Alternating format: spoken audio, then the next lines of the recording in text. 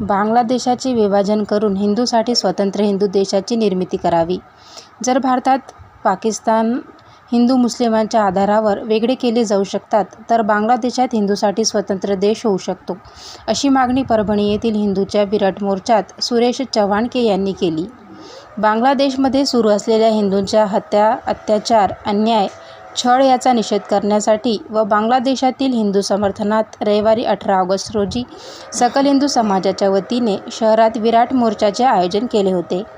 त्यावेळी व्यासपीठावर सुदर्शन चॅनलचे संपादक सुरेश चव्हाणकर, स्वामी हरिचंद्र चैतन्य महाराज, स्वामी भारतरत्न सरस्वती महाराज यांची प्रमुख उपस्थिती होती.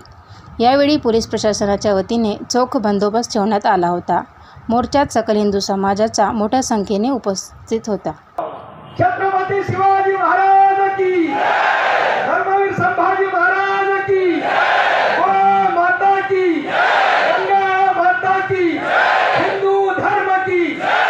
करिए, बैठिए, राजनीतिक विषय मत करिए, किसी पार्टी का, किसी नेता के विषय मत करिए.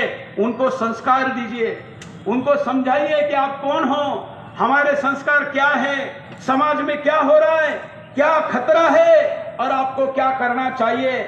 जो संस्कारी परिवार होगा उसकी बेटी कभी भी शिकार नहीं हो सकती, उसकी जमीन कभी जा नहीं सकती, वो कभी भी प्रताड़ित नहीं हो सकता.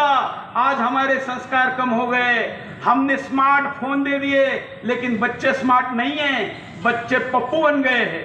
और इसलिए फोन स्मार्ट और बच्चे पप्पू कैसे चलेगा, सोचिए. और इसलिए उनको भी स्मार्ट बनाइए. आसान एक शब्द में कहना है तो मावड़ा बनाइए, मावड़ा. ठळक घडामोडींसाठी देशोन्नती न्यूज चॅनलला सबस्क्राइब करा आणि बेल आयकॉन प्रेस करा.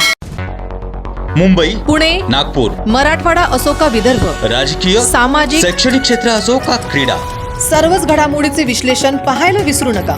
फक्त देशोन्नती न्यूजवर.